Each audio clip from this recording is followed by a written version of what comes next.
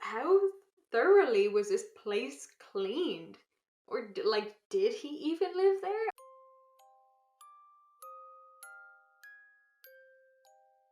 Hey guys, welcome back to my channel. If you're new here, please do subscribe, and if you're old here, hello again. My name's Kate Philpott. This is Sandy, backed by popular demand.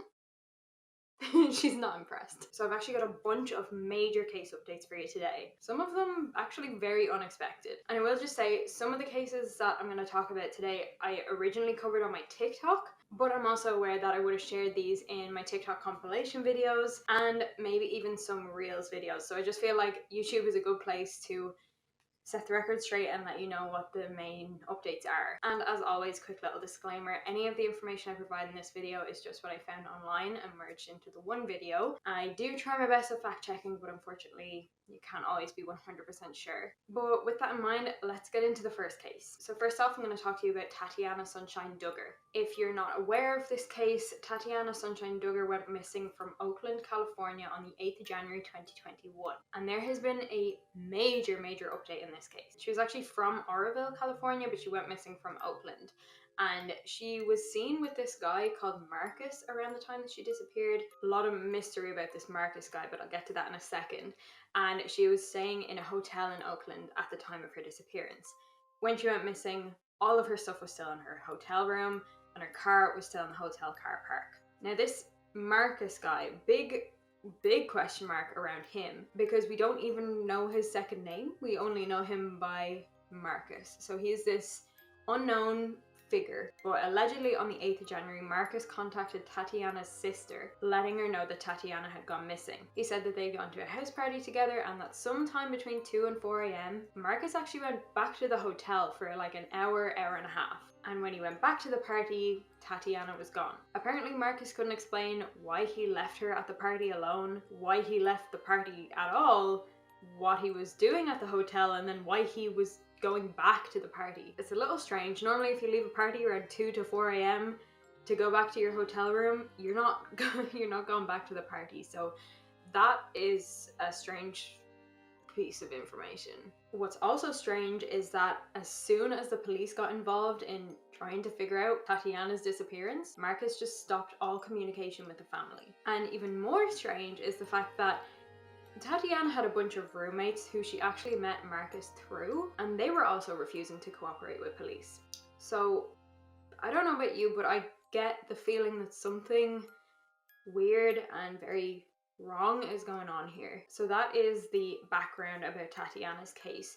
But the update is on the 28th of March around 11:45 a.m. the Siskiyou County Sheriff's Office received a report of a body. The body was found by hikers in a remote area, specifically near Highway 97 and Juniper Terrace, which is about 8 miles northeast of Weed, California. And according to responders, the body appeared to have been there for an extended period of time. And for a couple of days, this body went unidentified, but it was on the 1st of April, through rapid DNA analysis, the body was identified as Tatiana Sunshine Duggar. What's strange to me about this is that she disappeared from Oakland, California. This was hundreds of miles away from where she was actually found. So that raises a lot of questions, such as how did she get there? Was she alive when she got there, or was she placed there after she died? And so far these details are pretty unclear, as are the details on whether or not foul play is suspected. I mean, to me, it seems like a pretty suspicious situation, but the authorities are holding back a lot of details considering the fact that it's an ongoing investigation. So maybe this could make sense as an accidental death in some way, and there's just a missing link that we don't know about yet, but that's essentially all we know. We don't exactly have enough public information to make any kind of informed decision, really. What I will say also though is apparently Tatiana's phone hasn't even been recovered yet. So its last signals were put out at about 3 a.m. the night she disappeared in a park in Oakland. And obviously this park was searched thoroughly, but there was no sign of her phone. And with regards to what could have happened to her, there definitely are some, I don't even know if I would call them theories or rumors that are being thrown around right now. One of them is of course to do with this mysterious Marcus figure, because the alleged information we do have about him is pretty suspicious. But there is another theory that's being thrown around, and that's I don't even want to get too deep into this, but this was mentioned to me both before and after her body was found, and that's that she was a victim of some kind of trafficking, because apparently the area she went missing from is a hotspot for that kind of activity. And also, kind of on that note, but also like into a different aspect of it, I was intrigued as to the whole sex offender situation in this area. There seems to be one on every block, and I don't mean to scare anyone who's from that area. I mean, we do always unfortunately have to be vigilant about these things, but it's just another aspect. So I don't know, obviously leave a comment with your thoughts on which of those things you're leaning towards. But again, know that we don't have all the information, and I'm sure there is more information that the police have that's not public yet. Obviously, as details come out, I will keep you updated as always. Her family, until a few days ago, they just thought she was missing, and I don't know what their thoughts were, but I know for me, I don't know, I just had a feeling that maybe she was out there and that she was okay.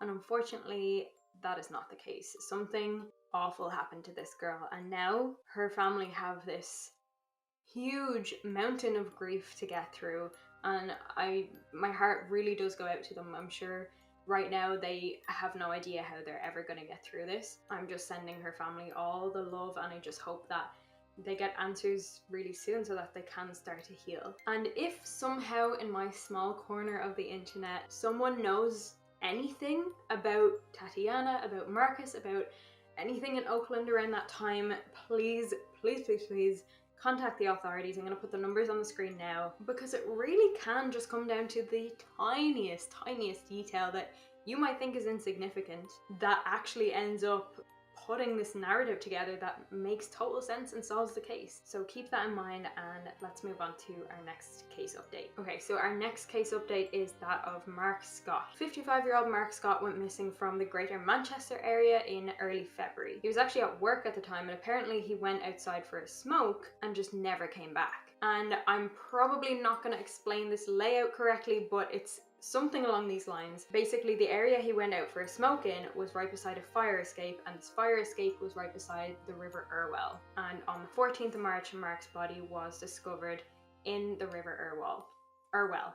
Mark was identified from his dental records, and actually on the 30th of March, an inquest was formally opened by the coroner, but he then broke off the hearing until the 16th of September, and it's at that point that a full inquest will be due to take place. I don't fully understand why there's so much waiting and such a delay on that, but again, I'll keep you updated as to what comes of that. At first glance, this does strike me as an accidental death, but then again, it's really hard to tell because I couldn't personally find the exact setup. Like, was there something that you could easily trip and fall into or off? If not, then was there something more sinister going on here?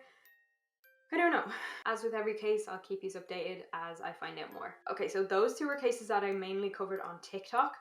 This one I did actually mention in a YouTube video a couple of weeks ago. I'm so unsure because I have absolutely no concept of time since we've been in lockdown for like 4 months straight now or something. No, 3 months straight, I don't know. Again, like no concept of time. So I don't know when, but this is the video anyway, I'll just put it on the screen. So you will recognize this name if you saw that video, and her name is Breisha Tyrell. She went missing last year from Davenport, Iowa, and this was a strange one because actually after I put out that video, I had someone speaking to me in my DMs, and hello if you're watching, thank you for informing me. This person is from the area she went missing from, and the circumstances around her disappearance were very strange because originally people thought that she actually disappeared from a playground, and then a bit later it came out that she actually went missing staying at her half-brother's father's house. So the fact that there is confusion about where she was even last seen is already weird and sketchy. I don't know if the playground thing was a rumor, but from all the articles I've seen, she had been staying in her half-brother's father's house when she was last seen. And instantly, I'm sure your mind is probably going to, who's this half-brother's father? Like, do we trust this guy? And the straight answer is no, we do not trust this guy because he's a registered sex offender. If you do want more details on that aspect of it and what his crimes actually were, go ahead and watch that other video. I won't get into that side of things now, but his name is Henry Earl Dinkins and he is absolutely a person of interest in this case. But anyway, on to the update. Unfortunately, Breisha Tyrell's body has been found in a wooded area north of DeWitt, and this is just off Highway 61, and she was found by a fisherman. Similarly to Tatiana's case, the police are keeping their cards close to their chest. They're not sharing a ton of details about it, obviously to maintain the integrity of the ongoing investigation. However, they have announced that it is being looked into as a homicide. And I think that's unfortunately probably the right angle to take. That's actually pretty much all we know about that. Henry Earl Dinkins is sitting in jail at the moment, and I definitely think that there will be more updates on this one coming relatively soon. And on to the last one. I wasn't actually expecting an update on this case, and I actually did a full 2-part video on this case because there is so much information, and because of that it's probably going to be hard to summarize this at all for you. I'm going to do my best to give you like 1 or 2 sentences, but essentially it is the Joe Clyde Daniels case. If you have the chance after this video, go and watch that, because there is so much information that is so crucial for you to decide what angle you want to take with your opinion. But in basic terms, Joe Clyde Daniels went missing just over 3 years ago now. He is presumed dead. However, there is no body, and originally Joseph Daniels, who is Joe Clyde Daniels' father, actually confessed to killing him, but he has since taken that confession back.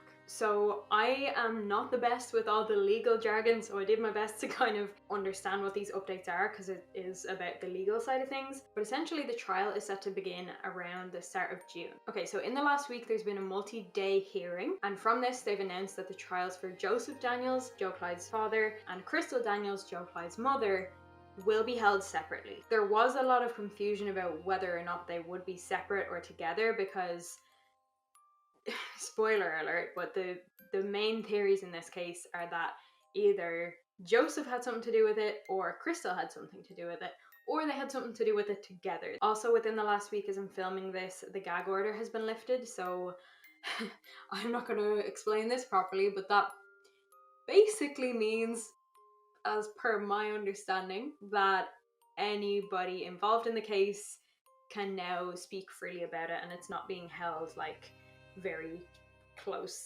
What? People involved can talk about it, including lawyers and stuff like that, I think.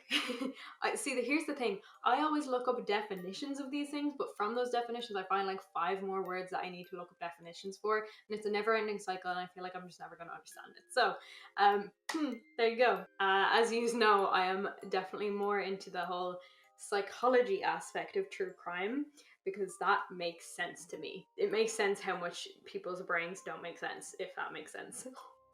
Also, in recent days, there has been a motion put forward to throw out some of the evidence from this case, including Joseph's confession. And that is one of the only pieces of evidence there really is in this case, because there is no body, and there was no blood, and there was no DNA at all. When I actually tell you the details about that, your mind will be blown. I'll get to that in a second, but Joseph's defense team are basically taking the stance that Joseph's confession was coerced out of him. And being totally transparent, there is something to that argument. It is honestly quite difficult to give you a summary version of this case because there's so much information. So I will have that linked up in the cards, and definitely go and check that one out after this video, particularly because I definitely think there will be more updates on this in the coming weeks and months, and you want to be clued in on what has taken place so far, and trust me. Anyway, another development in this case is that the judge has denied a bond reduction for Joseph Daniels, and it's because the judge still believes that it is possible that Joseph might be convicted of this crime. They also played a recording of a phone call in court between Joseph and his father when Joseph was in jail, and basically in this phone call he tells his father that it was not him, and that it was Crystal, his wife, Joe Clyde's mother, that killed Joe Clyde, and she threatened to kill Joseph as well if he told anybody. According to Joseph in this recording, Crystal suffocated Joe Clyde, and Joseph tried to push her off him but it was too late. And even further, that Crystal washed away any evidence of the murder. Also, just on that DNA and evidence aspect, this is really strange to me, actually. I'm not sure what I think of this. There was mention of the fact that there was no evidence of Joe Clyde Daniels living in that house at all. No clothes, no toys, no DNA, nothing. In fact, just to get a sample of Joe Clyde's DNA, they had to go to his doctor. So, like, it was not anywhere in this house that he allegedly lived in. So, how thoroughly was this place cleaned? Or, like, did he even live there? I have a lot of questions about that. It's very, very strange, and I know some of you might be thinking of this. Don't you often get DNA from the likes of a toothbrush? Well, investigators did check for this, and apparently they all used the same toothbrushes. So even that was a dead end for Joe Clyde's DNA. And but even still, if he was using a toothbrush, like let's say the three of them were all using the same toothbrush, wouldn't his DNA still be on it? So that's very strange. I have a lot of questions in my mind about that. Is it just me? Like, let me know if that strikes you as strange as well, because I'm like, I know if someone searched my house for evidence of me, you're getting a ton of hairs, you're getting... I'm not gonna go into details on what you're gonna get, but like, you know, there's no evidence of him anywhere. That is so bizarre. Anyway, the motions are going to continue next month, I believe, so I'll let you know if there's any more updates. I've never actually done a full case updates video. It's interesting to me that I'm now at a point in my channel where things are happening in the cases, so that brings me to the end of this video. Obviously, I'll keep you updated both here and on my social media, all of which is katephilpott_YT. So that would be my TikTok, Instagram, and Twitter. Thank you so much for watching this video. If you did enjoy it, please leave a like and comment down below what your thoughts are. And I'm sending you so much love and happiness and joy and good vibes. And yeah, again, thank you so much for watching. I'll see you in the next one. Bye, guys. So anyway, I've got a bunch of case updates for you today.